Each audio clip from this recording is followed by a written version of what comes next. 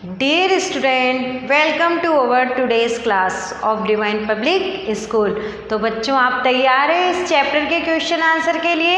Yes, हम chapter 5 Hamid खां के question आंसरों पर आ गए।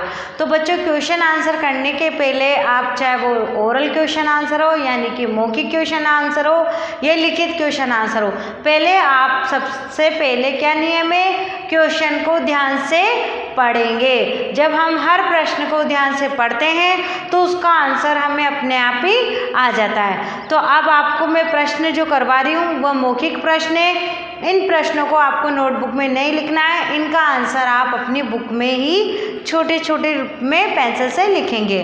तो हमारा पहला क्वेश्चन है, इस कहानी के लेखक का क्या नाम है? आप पार्ट 5 का पेज नंबर 35 ओपन करेंगे और फिर उसमें देखेंगे मौखिक क्वेश्चन में फर्स्ट क्वेश्चन है, इस कहानी के लेखक का क्या नाम है?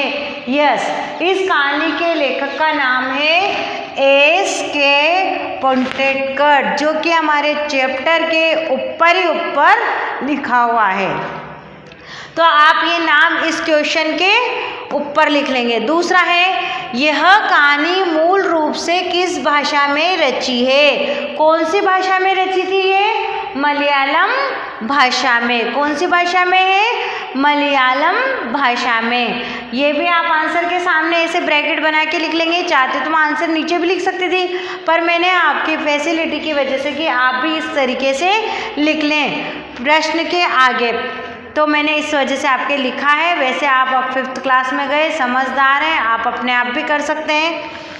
इस कहानी में क्या संदेश दिया गया है? अब आपने पूरी स्टोरी पढ़ी है, इसमें क्या संदेश दिया गया है? हिंदू मुस्लिम एकता का संदेश।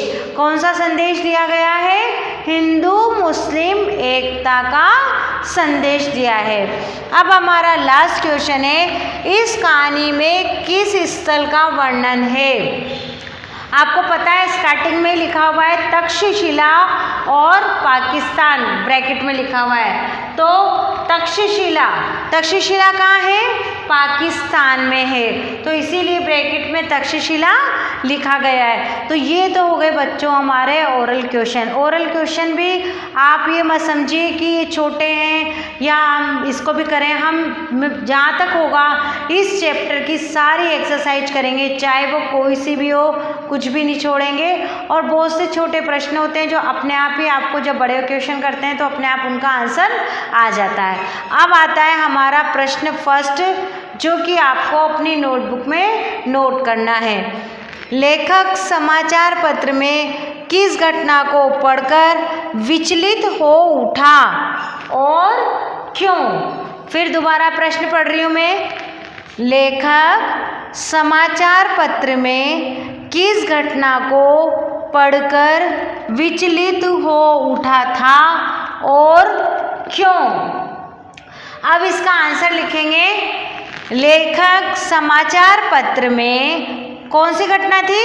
तक्षशिला में हुई आगजनी की घटना को पढ़कर विचलित हो उठा था। कौन सी घटना थी?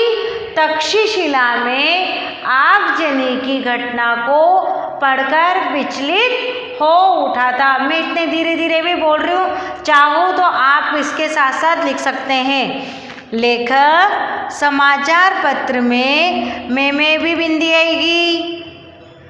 तक्षशिला में हुई आगजनी की घटना को पढ़कर विचलित हो उठा था। क्यों? फिर कोमा लगाना है, क्योंकि वहाँ उसका मित्र हामिद खां रहता था।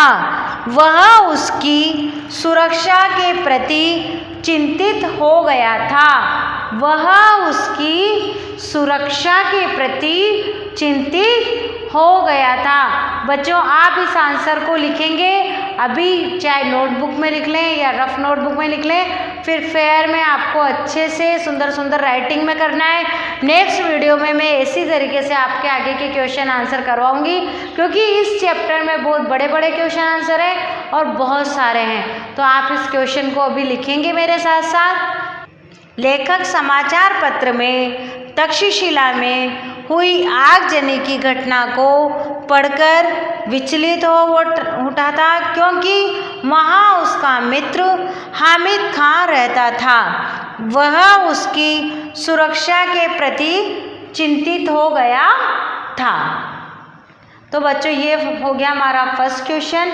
बाकी के क्वेश्चन हम नेक्स्ट वीडियो में देखेंगे। Thank you.